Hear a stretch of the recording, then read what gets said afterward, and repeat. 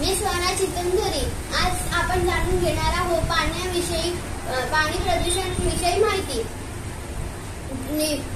निरोगी जीवनासाठी पाणी हा मूलभूत व प्राथमिक घटक आहे, म्हणून पाण्याला जीवन असे म्हणतात. पृथ्वीवर उपलब्ध असलेल्या पाण्याचे 2% एवढेच पाणी पिण्यालायक आहे.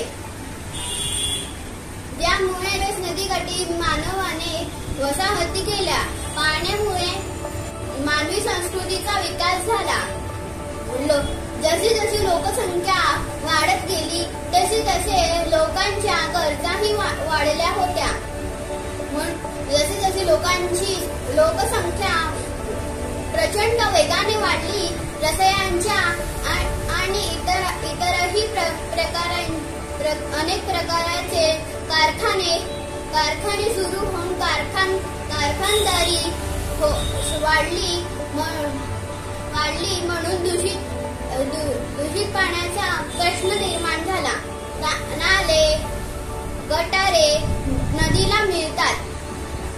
एवढेच नव्हे तर मोठमोठ्या शहरांमध्ये मानवी मैलाही नदीतच सोडला जातो.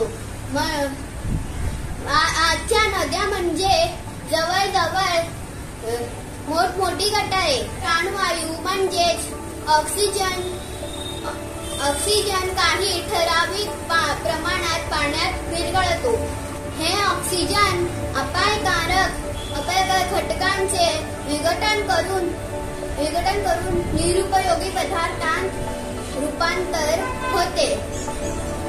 आपण जर हे दूषित पाणी पिल्याने आपल्याला अनेक जलजन्य आजार होऊ शकतात.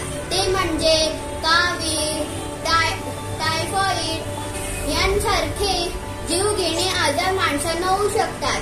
म्हणून शुद्ध पाणी ठेवणे ही आपली जबाबदारी आहे. पाणी अशुद्ध होऊ नये म्हणून आपण त्याचा प्रयत्न करूया. धन्यवाद.